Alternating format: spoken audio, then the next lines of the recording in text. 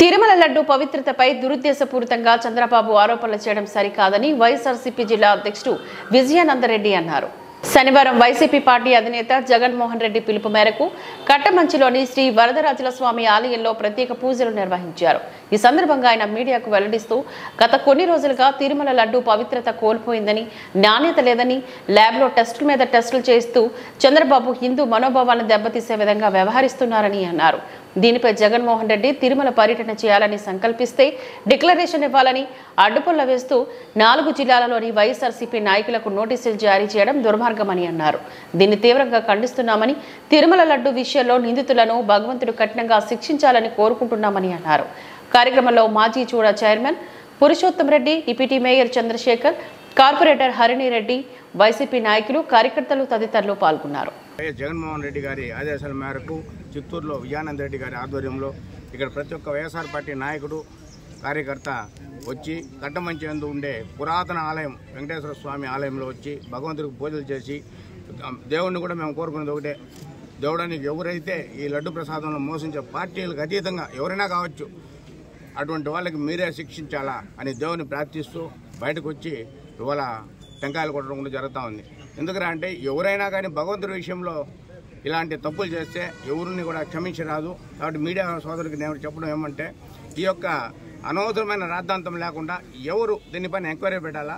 అసలు food inspector ఉన్నారు, మళ్ళీ అక్కడ వైఎస్ఆర్ కాంగ్రెస్ పార్టీ నాయకులు, అధ్యక్షులు పైన, అదేవిధంగా పార్టీ పైన కూడా తెలుగుదేశం నాయకులు, జనసేన నాయకులందరూ కూడా వెంకటేశ్వరుని దేవుడిని అడ్డం పెట్టుకొని ఆయన ప్రసాదంలో కల్తీ జరిగిందనేసి లేనిపోని అభాండాలు వేస్తూ అబద్ధాలు చెప్పే అలవాటు అతనికి మామూలే. దీన్ని పెద్దగా చేసి ఈ వారం రోజులుగా ప్రతి ఒక్క చోట కూడా దాన్ని ప్రాపగండ చేసి పార్టీకి రాజకీయంగా వాడుకునేదానికి మత విద్వేషాలు రెచ్చగొట్టే విధంగా ప్రయత్నిస్తూ ఉన్నాడు. ఆయనకు ఇంతకు ముందే వెంకటేశ్వరుడు వార్నింగ్ ఇచ్చినాడు ఆ 1000 కాళ్ళ మండపం కొట్టిందానికి. ఇంకా తగినంత బుద్ధి చెప్తాడు దేవుడు. ఆ దేవుడికి బుద్ధి చెప్పాలని మేమంతా కూడా వైఎస్ఆర్ పార్టీ నాయకులు, కార్యకర్తలు, అభిమానులు, సామాన్య ప్రజలందరూ కూడా ఇతను తెలుగుదేశం పార్టీ వాళ్ళు చేసిన ద్రోహానికి, చంద్రబాబు చేసిన అభాండాలకి తిప్పికొడుతూ తగిన శిక్ష విధించాలనేసి దేవుణ్ణి ప్రార్థిస్తాం. అతి పవిత్రమైనటువంటి నారాయణ స్వామి వెంకటేశ్వర్లు భగవంతుడు, హిందువులకు గొప్ప ఆరాధ్య దైవమైనటువంటి శ్రీ వెంకటేశ్వర స్వామికి ఈరోజు వైఎస్ఆర్ కాంగ్రెస్ పార్టీ అభిమానులందరూ కూడా పూజలు చేయడం జరిగింది.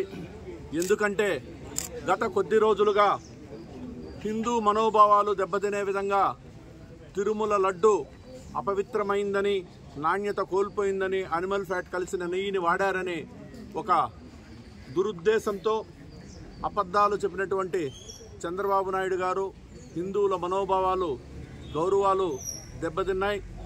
దాని మీద అనేక టెస్టులు వచ్చినప్పటికీ మళ్ళీ పదే అదే మాటలు చెబితే మా అధ్యక్షులు గౌరవనీయులు వైఎస్ జగన్మోహన్ రెడ్డి గారు నిన్న తిరుమల పర్యటనకు రావాలంటే నెయ్యి కల్తీ విషయాన్ని పక్కన పెట్టి డిక్లరేషన్ ఇవ్వాలి అని ఒక సాకు చెప్పి, అదేవిధంగా 4 జిల్లాల్లోని నాయకులందరికీ కూడా నోటీసులు ఇచ్చి ఇంటికే పరిమితమయ్యేలాగా కట్టడి చేయడం చాలా దౌర్భాగ్యం.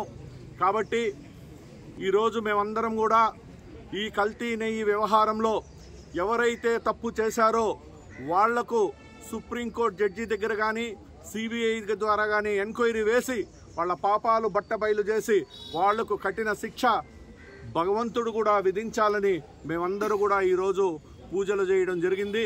అతి త్వరలోనే ఆ దోషులు బయటకు వస్తారు. ఆ దోషులను భగవంతుడు కఠినంగా శిక్షించాలని మీ ద్వారా కూడా మేము తెలియజేసుకుంటున్నాం.